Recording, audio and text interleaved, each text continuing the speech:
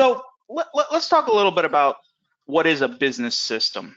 You know, in my line of work, you know, when I consult with clients, whether it's writing policies and procedures, reviewing policies and procedures, helping design new processes, I tend to be system agnostic, right? And this is an area where Peter and I disagree. I think you can have a compliant property system that is spreadsheet based. I think there's absolutely no disagreement why you would ever want to do that, but you theoretically could. And that's because when you look at a system, right, there's many components to it that are beyond just the software, the tool that we use, right? We got to look at our business cycle. What drives our activities? What type of activities we have? What is it that we say we do in our policies and procedures? What are we actually doing, right? What's happening in our process and our controls? Who's involved? Who are the people? Who are the different folks that have to review and approve things? Who has access to what sort of systems? Of course, we're talking about software. What are the tools that we use? How do we monitor and evaluate? How do we make sure things are working, right? A huge portion of government property management is how we do our self-assessments. So you have to look at the system overall. And this is true beyond government property systems as well. You know, I know a lot of times we're dealing with accounting systems and some other business systems. A lot of them are advertised, you know, they're compliant out of the box. You don't really buy a compliant system out of the box, you buy a capable system out of the box, I would argue. And it's how you implement, how you tie all of these things together that's going to get you really to the compliance. And that's sort of the lens that we want to look at this through our presentation.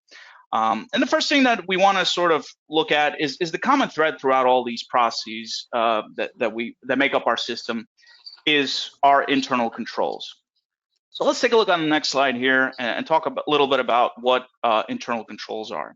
And this is how I look at them, whether I'm writing procedures, reviewing procedures, even doing self-assessments, sort of this kind of four-step process. I'd argue there's really no right way to do it, but there's generally a framework that we want to approach it with. It all starts with what is the requirement? What do our laws and our regulations say that we have to do? We take that and we break it down into, okay, what are the risks associated specifically with that requirement? You know, this isn't being done, or this isn't being done timely, or we have no visibility over certain things. And then translating those risks in, okay, we're going to be designing our control objectives, our internal controls and our activities. What do we want those activities to do? What are those control objectives? What are those goals that we want our internal controls to do?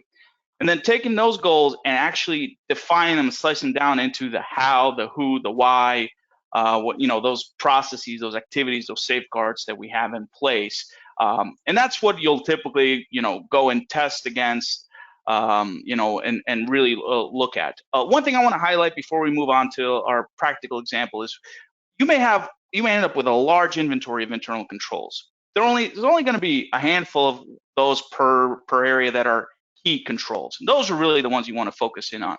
And with key controls, if you picture, you know, your internal control environment as a Jenga tower, you take out that one key control brick and the entire thing falls apart. That's how you know that you've identified a key control.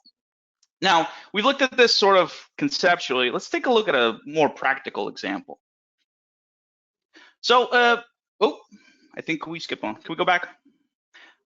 So, using that framework of requirement, risk, control, objective, internal control, let's take a look at losses, right? And obviously, you can slice and dice this to the nth degree. You may have a risk to control objective relationship of many to many, or many internal controls addressing one risk, or vice versa, one control addressing many risks. It's all about really understanding and defining it for your organization. But looking at this requirement for losses, is losses shall be investigated and reported to government as soon as all facts become known, right? So what are our risks here? The one we're looking at here is potential losses aren't identified internally. That's our risk. We want our controls to be able to report to the GP manager our losses for investigation. That's our overall objective. And in this example, we have two specific controls that enable that control objective. Personnel required to report potential losses to the GP manager within 48 hours of identification, right? There's something that's measurable, something that we can test, And then form CC1234, I just made that up, I swear, is prepared and reviewed by an employee supervisor, right? So there's a tool, there's something that we can evidence that by, and there's a review and approval, again, something we can test. So that's sort of how we want to look at internal controls. And that's kind of the framework you want to think about as we go through this slide deck, right?